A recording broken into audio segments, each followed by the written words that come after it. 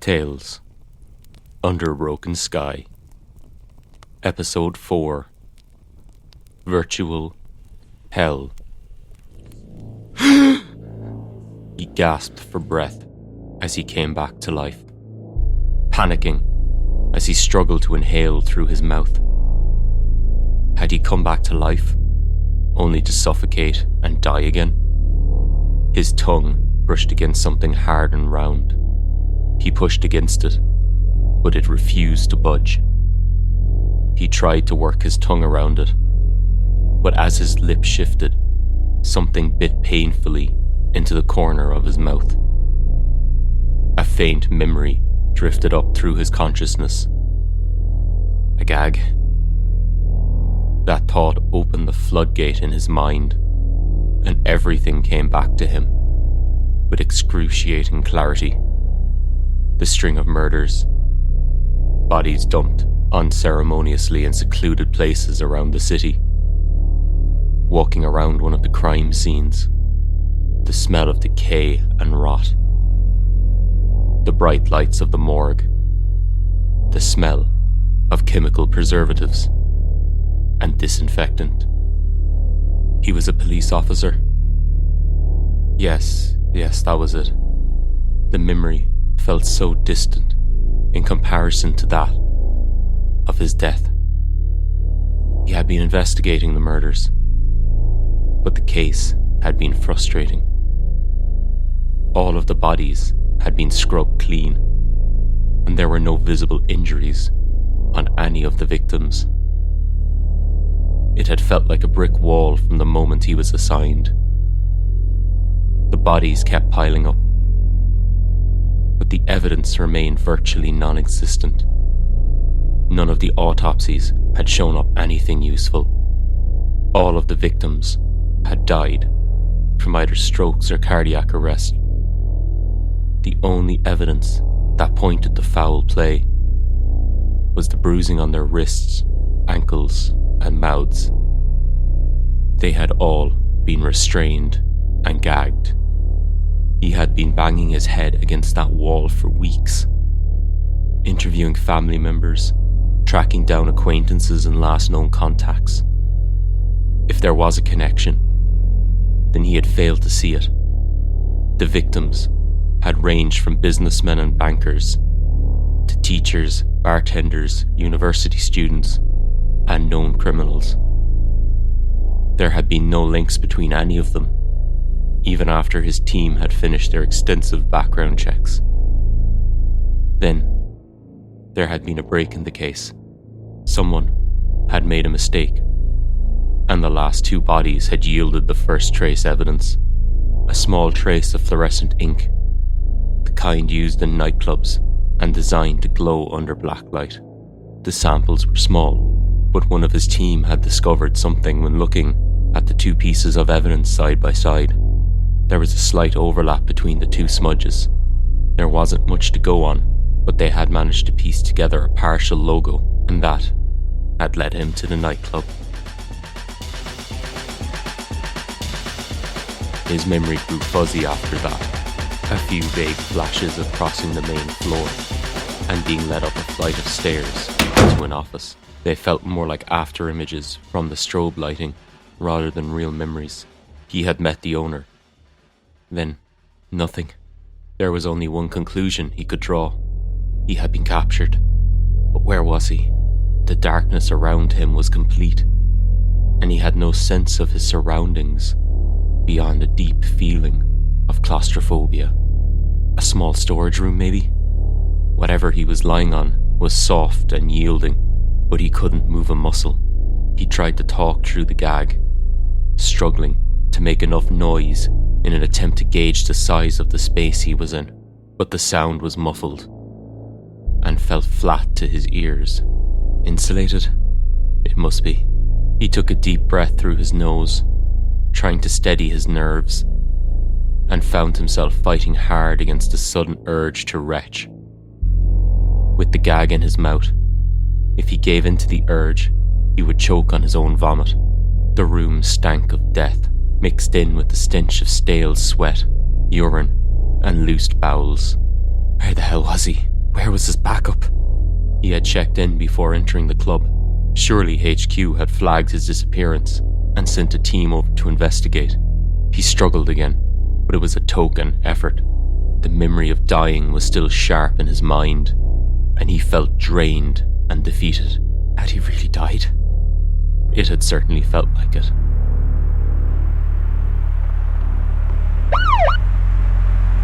He remembered flashing his lights at the car ahead of him, signalling for it to pull over. He had called in the stop to HQ and then approached the other vehicle from the side. He had been reaching to rap on the window when the driver's door had opened slightly and the muzzle of an automatic rifle had poked through the gap. His reflexes kicked in, and he immediately started to move towards cover, but he was too late. A 3-round burst had hit him in the lower stomach, just below the level of his Kevlar vest. Shock had flooded his body, numbing his senses as he had hit the hard concrete. He had seen the car drive off in slow motion, watching it speed away into traffic. There had been shouts, distant and muffled, as if underwater. Someone had leaned over him, but their features were vague and undefined. The sun shone brightly down somewhere to his right, briefly passing out from behind the cloud. Then there had been the cold, a hard wave that had swept over him. He had been chilled to the bone. He felt something let go, and the warmth spread underneath him, mingling with the pool of blood he was lying in. Everything had felt so numb, so peaceful, and just before he finally let go, there had been a brief moment of utter clarity and understanding. It had rocked him harder than the bullets, or the shock that followed. It was like plunging into an ice bath after a session in the steam room. Everything had suddenly made sense to him. Then, he had woken up, and that feeling of clarity had vanished, leaving him feeling empty inside.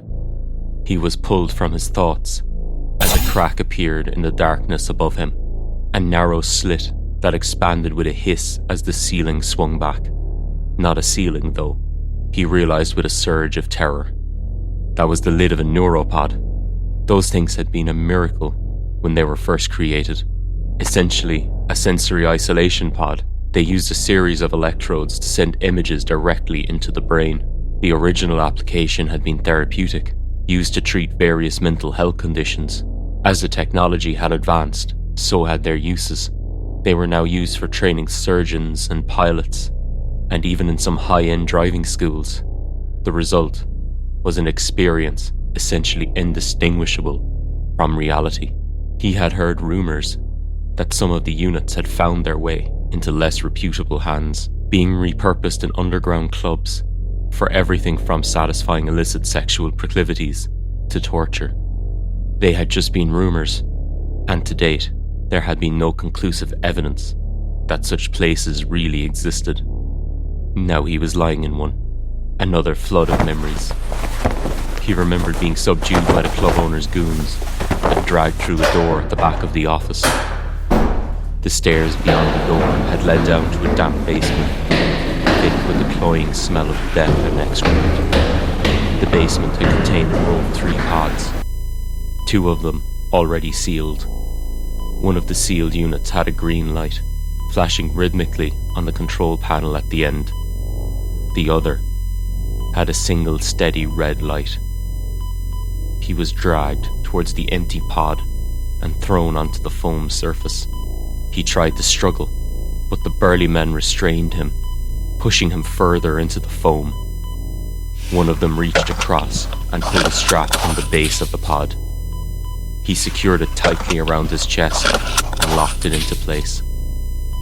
His legs received the same treatment, and when he was secured, the men had stepped away from the pod. The door had closed over him with the faint hum of electric motors. Then the pain had begun. He closed his eyes to the light as the pod finished opening, and sound rushed back into the world. Someone was retching nearby. Someone else was laughing.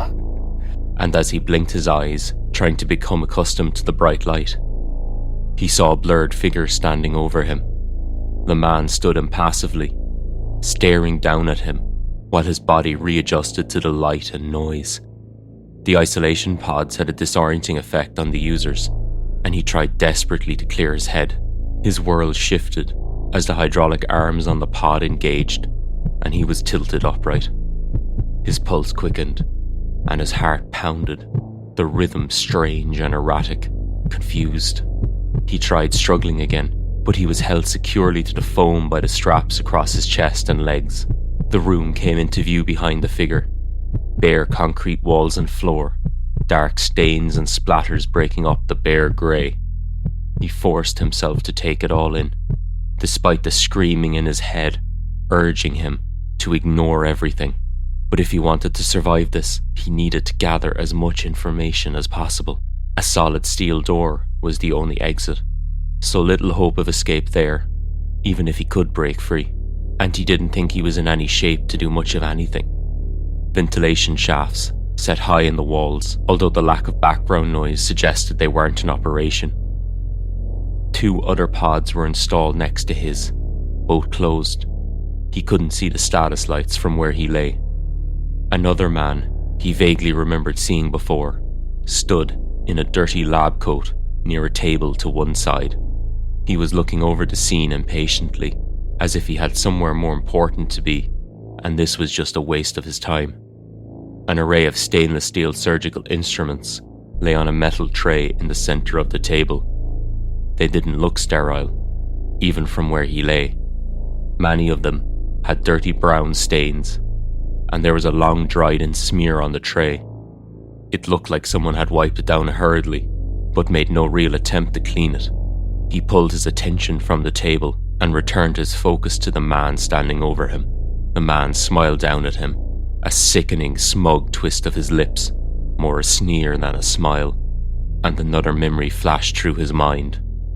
A knife, serrated along one edge, plunging into his gut, twisting viciously as it cut through his flesh, searing pain, turning the world white. A line of traffic, snaking across the city below him, wind pulling at his hair, a heavy hand planted in the middle of his back, an abrupt shove, and the world suddenly rushed up to meet him. Blackness. He was sitting in a cafe, reading through some reports, something cold against his throat, a brief pressure and a hot line of pain. Something warm and wet flowed down his chest. It was hard to breathe. His breath gurgled in his lungs. Walking down the street with his wife, he spun as a gunshot rang out nearby and reached for the gun at his hip. People were screaming, running in all directions, obscuring his view. Something pulled at his leg. He looked down to see tears and terror in his wife's eyes. Then nothing. She was gone. The gaping wound in her chest. He struggled against the gag and his restraints again, but nothing gave. Tears streamed down his face. How many times? How many times had it been? His resolve shattered under the pain and anguish as more memories flooded in. Thrashing, struggling as someone held his head underwater, burning pain as high voltage current passed into his body, car tires screeching, followed by a sickening thud, a chair toppling as the rope pulled tight around his neck. A simple fall in the bath, the back of his neck striking the faucet as he fell. How many times? He had lost count. He tried desperately to hold on to his resolve, stay true to his mission. He needed to find a way out, but he could barely remember his name. His whole world consisted of those flashes of memories and the distant voices calling to him as he fell into blackness. He looked the man in the eye, trying to meet the easy gaze of his captor, but he couldn't hold it for more than a few seconds now. Before all the deaths and torture, even after the first few sessions in the pod, he had challenged the man, met his gaze, but it had little effect. Each time, the man just smiled and waited. He could feel his will giving way. He had hoped he would die first, but they seemed to know just how much he could take, just how far they could push him each session, how close to the edge they could bring him before pulling back. He could feel his resistance slipping, and he knew they would break him soon. The man grinned as if he could read his thoughts. He knew he was getting close now. He watched as the figure traced his finger along the monitor next to his bed, his eyes flitting between the vital signs, interpreting the mass of data. One more. Just one more. He knew, somewhere deep down, that one more dive would kill him. He could feel it in the ragged beating of his heart, in the way the world swam around him. One more, and he would be free. If he could just convince him to put him under one more time. The smile widened on the man's face, and when he spoke, the world fell apart. Take him back to his cell. I will risk no further damage tonight. His smile turned wicked. I think we need to give him a break for a few days. He screamed on the inside, his ragged cries mixing with the voices that called out for him. He wanted to join them, to be free from the pain. He struggled again, straining against the straps, the veins and tendons in his neck and arms popping. He watched helplessly as the man in white approached, tapping a syringe. The man was still laughing as he dropped into oblivion.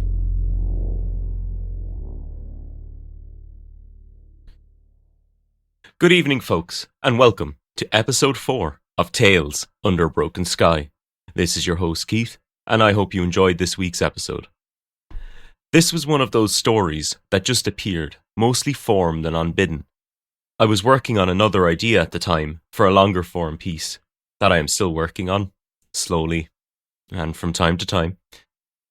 I was trying to figure out a plot progression for the main character, and this story decided to pop into existence, although it didn't fit with the setting in any way, shape or form. Being a writer and easily distracted at the best of times, I turned my attention to this short little piece, although when I started to write, it took a much darker turn in places than I had originally anticipated. I'm a big fan of science fiction, especially space opera, and anything that dives into themes of transhumanism and utopian-dystopian dichotomies. My earliest exposure to science fiction writing was a combination of Larry Niven and William Gibson. I'm not sure whether Neuromancer or Ringworld came first, but I'm pretty sure I had found the preference for the harder side of the genre, the side of the genre that dealt less in laser blasters and warp drives, and more in high technology, and exploring the vast distances of the universe and the fate of humanity in the far future. I love technology, and as much as we all like to bemoan the current version of Windows, the state of the internet, or graphics card price gouging, if you were to travel back even 30 years, it would look like we are currently living in an age of miracles, flying cars aside. The innovations made in space exploration and unravelling the mysteries of the universe, currently and potentially forever beyond our direct physical reach, are mind-boggling. Advances in medical technology, from diagnostic tools, vaccines, treatments, to robot-assisted surgeries, have revolutionised healthcare.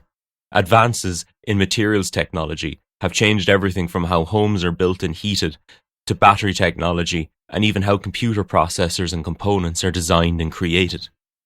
The disappointing part of all of this, and one that is ever present in the dystopian cyberpunk literature, is the uneven distribution of these advances and those they benefit the most, both from the perspective of their availability and application, and from a purely financial viewpoint. The rich get richer and the poor get poorer, except now they have PlayStations and mobile phones. Another aspect of these advances, and the side of technology that is most terrifying, is their misuse and abuse. It's hard not to get political when talking about things such as recent advances in machine learning and AI, especially, and for the purposes of this podcast, in the realm of creativity and the arts. I recently read something online about someone that was so impatient at waiting for the next book in George R.R. Martin's A Song of Ice and Fire series that they used an AI model to finish the series of books. While that may have provided them with an ending, it was most definitely not, and will never be the ending. Can art and the creative process really be condensed down to solely the end product? And what does it say about our respect for the artist and their creative process if we think we can dispense of them with a few server racks and clever ChatGPT prompts? Humanity has always found ways to abuse technology. From the first flash of the Industrial Revolution and the organization of life around shifts, to the atomic age and the creation of the first nuclear weapons, advances in biology and biochemistry and the threat of bioterrorism and designer pathogens, to internet scams and online child pornography rings co-opting the communications revolution that was the internet. In this story, there is a piece of technology that could potentially revolutionize education, therapy, and medicine. And if we are more cynical, the entertainment industry. But in the end, it follows a familiar trajectory, as most of recent human history, and with horrifying consequences. Technological advance has yielded incredible benefits for humanity, and potentially the planet. However, the drive to innovate, and become rich off the back of those innovations, has led many to ignore the moral and ethical questions that will always accompany advances in any area. In fact, it has led many to believe they are above these moral and ethical questions, hiding behind ideas of radical freedom of information instead of seriously considering the potentially devastating consequences of the misuse of new and innovative technologies. Until next time. To episode 4 of Tales Under a Broken Sky. I hope you enjoyed this week's production as much as I enjoyed writing and recording it. If you did enjoy it, please consider subscribing to the podcast on your platform of choice and leaving a rating and/or review. Thank you again for your time. Stay tuned to hear a brief trailer for the next episode. Tales Under a Broken Sky, Episode 5. The Old Gods Are Dying. Prologue.